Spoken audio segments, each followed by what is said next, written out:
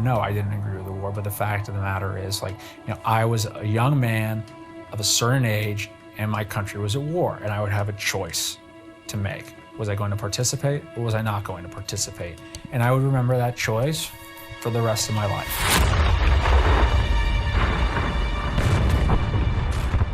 The invasion of Iraq brought Saddam Hussein's brutal regime to a swift end.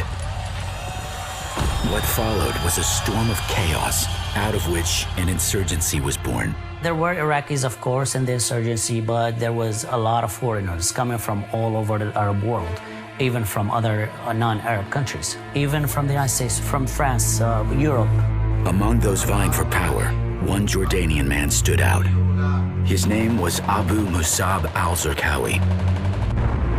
Al-Zarqawi is a product of the Jordanian prison system who had a dream of establishing a new caliphate, and he was bound and determined to do it. After America disbanded the Iraqi army, Zarqawi built one of his own, drawing thousands of fighters from inside and outside Iraq. The violence that Zarqawi preached was so appealing that people would come from all over the world do the most horrendous and brutal things to people. It was a daily scene when you go out and see bodies dumped in trash. They tied the kids into rocks and they threw them in the river. They cut their heads. It was horrible. You're either with them or you're against them. If you're not with them, or if you don't financially support them, you're dead by all means.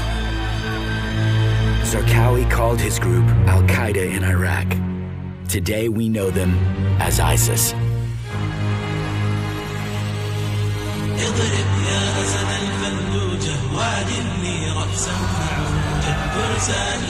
In the spring of 2004, Iraqi nationalists and Zarqawi's growing army seized control of Fallujah, just miles from the capital.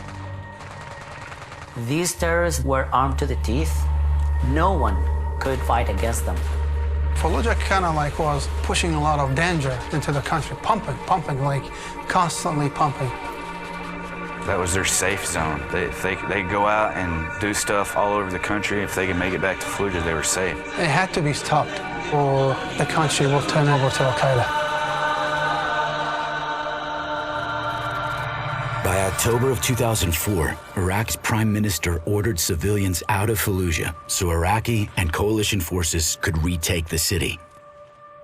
We are determined to clean Fallujah from terrorists. 90% of the population left the city, while thousands of insurgents turned it into a fortress. Early on November 9th, American and Iraqi troops entered Fallujah side by side. The next 6 days would be among the bloodiest in half a century.